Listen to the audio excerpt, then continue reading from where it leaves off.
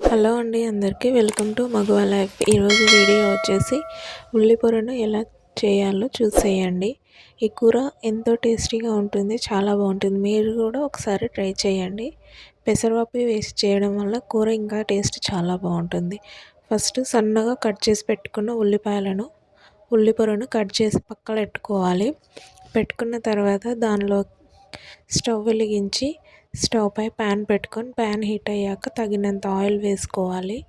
Oil కూడా వేడెక్కాక దానిలోకి జీలకర్రను యాడ్ చేసుకోవాలి. జీలకర్ర వేసుకున్న తర్వాత చిటపటలాడుతున్నప్పుడే కాస్త అల్లం వెల్లుల్లి పేస్ట్ని కూడా యాడ్ చేసుకోవాలి.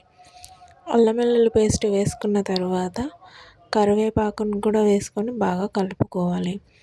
ఇలా బాగా కలుపుకున్న తర్వాత దానిలోకి పసుపుని యాడ్ చేసుకోవాలి. పసుపును కూడా వేసుకున్న తర్వాత కట్ చేసి పెట్టుకున్న ఉల్లిపొరను కూడా వేసుకోవాలి. ఉల్లిపొరను వేసుకొని కలపకుండా అలాగే పెట్టేయాలి. ఒక 5 మినిట్స్ దాకా మూత పెట్టి అలాగే వదిలేయాలి. అలాగే వదిలేసినాక ఒక 5 మినిట్స్ తర్వాత తాసర తీసి కలపాలి.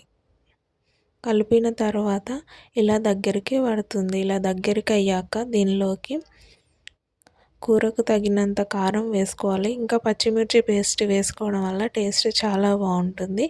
ఇక్కడ నేను ఎండుమిర్చి కారాన్ని వేస్తున్నాను. కారం వేసిన తర్వాత అలాగే పెసరపప్పును కూడా వేసుకోవాలి. పెసరపప్పు వేసుకొని అలాగే ఇక్కడనే రుచికి సరిపడా ఉప్పును కూడా వేసుకోవాలి. వేసుకున్న తర్వాత ఒకసారి బాగా కలుపుకోవాలి. అలా బాగా కలుపుకున్న తర్వాత మరోసారి ఒక 5 మినిట్స్ మగ్గనివ్వాలి. ఇలా మగ్గిన తర్వాత దానిలోకి ధనియాల పొడిని వేసేసుకొని దించేసుకోవడమే. సింపుల్గా ఎంతో టేస్టీగా ఉంటుంది. మీరు కూడా ఒకసారి ఈ ఉల్లిపొరను ట్రై చేయండి. మీకు నా వీడియో నచ్చితే ఒక చిన్న లైక్ చేసి సబ్స్క్రైబ్ చేయండి.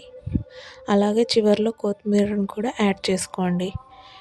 Thank you for watching.